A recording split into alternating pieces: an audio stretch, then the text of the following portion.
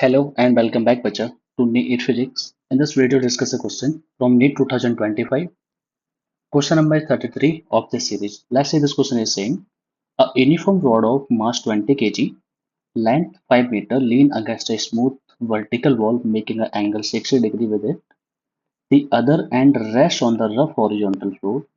The friction force that the floor exerts on the rod is G की value को given है जो कि 10 मीटर पर सेकेंड है. ठीक है. ओके. क्वेश्चन तो थोड़ा सा इजी है अगर आपको इसका क्वेश्चन कॉन्सेप्ट पता है तो. हमको क्वेश्चन कह रहा है कि हमारे पास एक वर्टिकल वॉल है. This is the vertical wall. इसको थोड़ा सा आगे कर देता हूँ जिससे कि हम लोग सही से देख पाए. और एक हमारा ये फ्लोर है. This is vertical wall, this is the floor. इसके ऊपर एक हमारा सीडी है, एक वर्टिकल रॉड है, सीडी टाइप की रॉड होगी. वो जो है हमारी यहाँ पे लीन कर रही है इस पे. ठीक है. और यहाँ पे भी कनेक्टेड है ये. और ये जो सरफेस है, ग्राउंड जो है वो हमारा रफ हो रखा है. ठीक है. जो इधर साइड का है हमारा, यहाँ का जो स्मूथ होने की वजह से यहाँ का कोएफिशिएंट ऑफ फ्रिक्शन जीरो हो जाएगा, तो इस साइड पर कोई भी फ्रिक्शन नहीं लगेगा. बट जब भी हमारी ये लीन करेगी तो पीछे की तरफ इस पे एक हमारा फ्रिक्शन फोर्स जनरेट होगा. क्यों? क्योंकि this is the rough surface. यहाँ का कोएफिशिएंट ऑफ फ्रिक्शन अगर म्यू है तो यहाँ पे एक हमारा फ्रिक्शन फोर्स पीछे की तरफ लगेगा. Let's suppose this friction force is FS. ठीक है. और जहां जहां कांटेक्ट होगा वहां वहां पे एक हमारा नॉर्मल रिएक्शन जनरेट हो जाएगा. तो यहाँ पे एक नॉर्मल रिएक्शन जनरेट होगा. Let's suppose this end is A, this end is B. तो यहाँ पे जो नॉर्मल रिएक्शन जनरेट होगा, this normal reaction is N A. और जो इस पॉइंट पे नॉर्मल रिएक्शन जनरेट होगा, this normal reaction is the N T. ठीक है. दो चीजें हमारी इस पे एक्ट करेगी ये. इसके अलावा इसका जो मिड पॉइंट होगा, इस रॉड का जो मिड पॉइंट होगा, जो इसका सेंटर ऑफ मास होगा, वहां से नीचे की तरफ इसका वेट एक्ट करेगा. जो वेट हमको इसका दे रखा है 20 kg, यानी कि 200 न्यूटन का नीचे की तरफ एक फोर्स दे रखा है. हमको एक चीज गिवन है कि जो रॉड है इसकी कंप्लीट लेंथ है वो 5 मीटर की है. Complete length. तो जहां पे इसका सेंटर ऑफ मास होगा तो उसकी हाफ लेंथ बन जाएगी जो कि हमारी 5/2 मीटर के बराबर हो जाएगी. तो ये जो लेंथ हमारी वो 5/2 मीटर है. ठीक है. हमें इस चीज को अप्लाई करके हमें इस चीज को अप्लाई करके यहाँ से ये जो दो साइड्स हैं इसकी, वॉल की हाइट और ग्राउंड की लेंथ, ये दोनों हमको फाइंड आउट कर लेते हैं.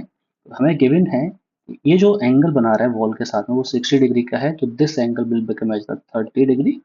तो ये इसका परपेंडिकुलर बन जाएगा और ये बन जाएगा इस ट्रायंगल का base, because this angle is 90 degree. तो हम परपेंडिकुलर और बेस दोनों की वैल्यू को फाइंड आउट कर लेते हैं. ठीक है. परपेंडिकुलर एंड बेस दोनों की वैल्यू को हम लोग फाइंड आउट कर लेते हैं. This is the perpendicular, this is the base. तो हम पहले साइन 30 की वैल्यू को फाइंड आउट कर लेते हैं. साइन 30 हमारा क्या होता है? Perpendicular upon hypotenuse. This is 1/2. और 5 इधर आ जाएगा तो परपेंडिकुलर जो है उसकी वैल्यू हो जाएगी 5/2. बात करते हैं हम लोग, हमें बेस अगर फाइंड आउट करना है तो कॉस से वैल्यू फाइंड आउट कर देते हैं. कॉस 30 क्या होता है? Base upon hypotenuse, base upon 5 करोगे तो √3/2 इंटू 5, ये क्या आ जाएगा? बेस आ जाएगा. तो बेस की वैल्यू कितनी है? This is 5√3/2. ठीक है. ओके.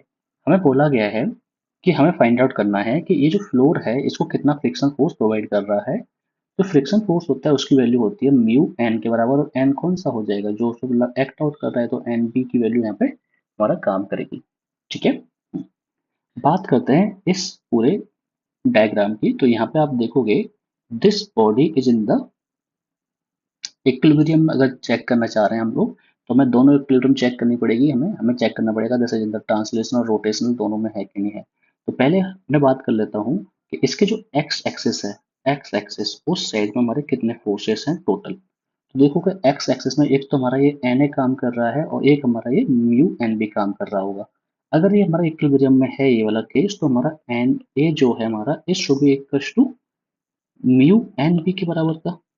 ठीक है. पहला केस तो हमारा ये बन जाएगा. और सेकंड केस हमारा बन जाएगा बाई एक्सिस के लिए. बाई एक्सिस में अगर आप देखोगे तो बाई एक्सिस में एक हमारा 200 काम कर रहा है, एक हमारा एन बी काम कर रहा है. तो जो एन बी होगा हमारा वो हो जाएगा 200 न्यूटन के बराबर का. ठीक है. N B.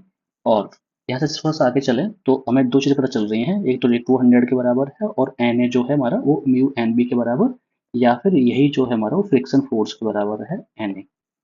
तो म्यू एन बी क्या है? फ्रिक्शन फोर्स ही तो है. ठीक है. अब हम बात करते हैं, ये जो सीढ़ी है पूरी अगर इक्विलिब्रियम के अंदर है तो इस पर जो नेट टॉर्क आएगा किसी भी पॉइंट के अबाउट वो जीरो के बराबर होना चाहिए।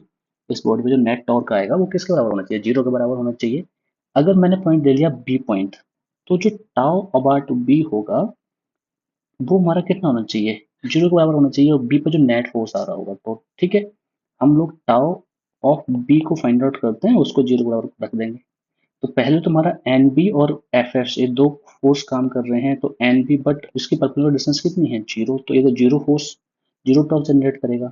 जो हमारा फ्रिक्शन फोर्स है वो भी हमारा जीरो टॉर्क जनरेट करेगा। प्लस बात करते हैं हम लोग 200 न्यूटन की। 200 न्यूटन जो है वो एक क्लॉकवाइज इफेक्ट डाल रहा है इस टाइप से, इस पॉइंट के अबाउट देखोगे तो इसको एक क्लॉकवाइज रोटेट कर रहा है। तो 200 न्यूटन को उठा देता हूँ मैं, और 200, और फिर हमें चाहिए परपेंडिकुलर डिस्टेंस। तो परपेंडिकुलर डिस्टेंस कौन सी हो जाएगी, यहाँ से लेकर के ये वाली डिस्टेंस परपेंडिकुलर होनी चाहिए। समझ पा रहे हो, तो ये जो डिस्टेंस है ये परपेंडिकुलर होनी चाहिए। हमें पता है दिस इज 5/2 और दिस एंगल इज 30 डिग्री, तो इधर का साइड का कंपोनेंट क्या हो जाएगा, 5/2 cos 30 डिग्री के बराबर। I hope you are getting it. ठीक है, हमारे पास एक फोर्स बचा एन ए का, तो वो भी ले लेते हैं हम लोग। तो एन ए इंटू में इसकी परपेंडिकुलर डिस्टेंस कौन सी हो जाएगी, परपेंडिकुलर डिस्टेंस जो है वो ये वाली है, जो कि है हमारे पास 5/2, और इन सब का जो समेशन होगा वो हो जाएगा जीरो।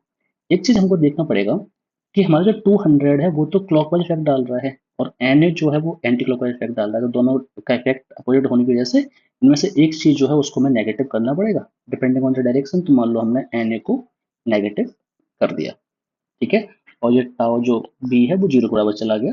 यहाँ से जब सॉल्व आउट करेंगे तो ये टर्म पूरा जीरो हो जाएगा, ये टर्म पूरा जीरो है। यहाँ से जब इसको देखोगे तो ये हमारा 100 हो जाएगा, 100 × 5 यानी कि ये बन जाएगा 500, और cos 30 की वैल्यू कितनी है, √3/2।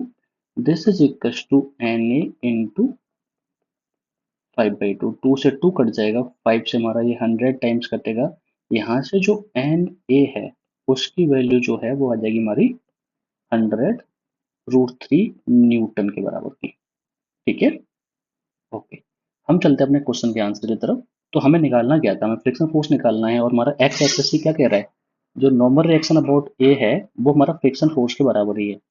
ठीक है, तो यहाँ से क्या होता है हमारा, ये जो क्वेश्चन है उसका आंसर हमारा डी ऑप्शन हो जाता है। ठीक है, तो D is correct answer for this question. I hope you got this question. Thank you so very much.